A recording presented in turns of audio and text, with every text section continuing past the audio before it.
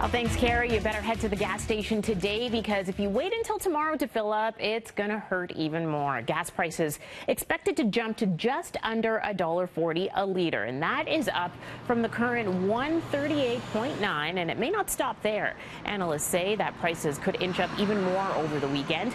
We aren't the only ones feeling the pain at the pumps either. Gas prices across the country are expected to hit a 4-year high this summer. And coming up in about half an hour's time, we'll be speaking with Dan McTagg of GasBuddy.com about what's fueling these high prices. The names, addresses, and phone numbers of about 60,000 407 ETR customers have been stolen in a major data breach. The privately operated express toll route says the breach is limited and no credit card or banking information was taken. The company says the data was stolen from its offices sometime over the past 12 months, adding that there's no indication of an external breach. The 407 says it will be contacting all customers affected in the breach by mail. Well, once again, a planned TTC closure has been canceled because of a disagreement with the Transit Workers Union. The TTC says it's being forced to postpone the closure of Eglinton subway station because members are refusing overtime.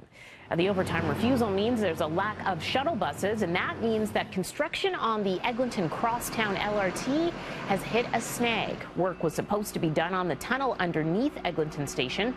TTC spokesperson Brad Ross says the transit system is hiring 100 new operators in July to fill the gaps on those shuttle routes. 22 more closures have been planned for this year, but it's unknown how they will be impacted by this overtime ban. Another full day for the Maine Ontario leaders as they fan out across the province. Kathleen Wynne is focusing east with stops in Ottawa, Kingston and Whitby. Doug Ford starts out in Cambridge and then moves to Kitchener. Andrea Horvath has a morning event in Toronto and then it's off to St. Catharines. Well, since August, parking enforcement officers have been sending tickets to drivers who speed away before their fine hits their windshield.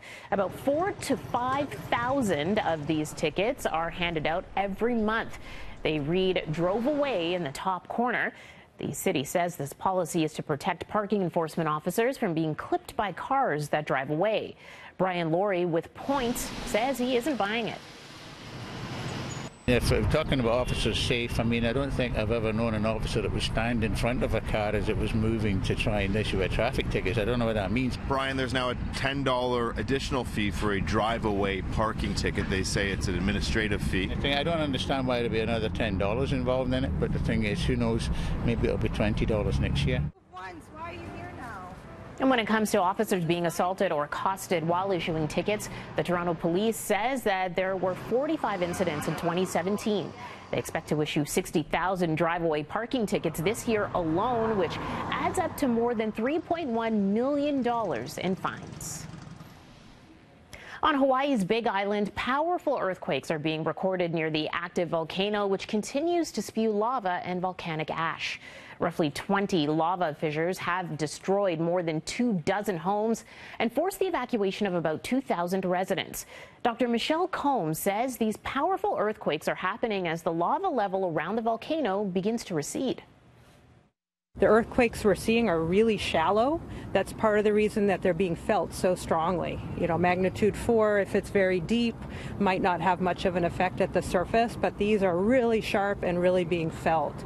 And so that's the process that we think is driving this activity. As the lava level in the summit area is dropping, the ground is dropping with it and causing the earthquakes. These before and after satellite images show the devastation left after the eruption. The Hawaiian Volcano Observatory says ash plumes have been recorded shooting up to 3,500 meters into the air. It's 6:07 here on BT. Coming up, of course, throughout the morning. Stay tuned. Melanie Ng will be live from London this morning, of course, giving us the latest when it comes to the royal wedding. We'll have that coming up throughout this morning. Love this.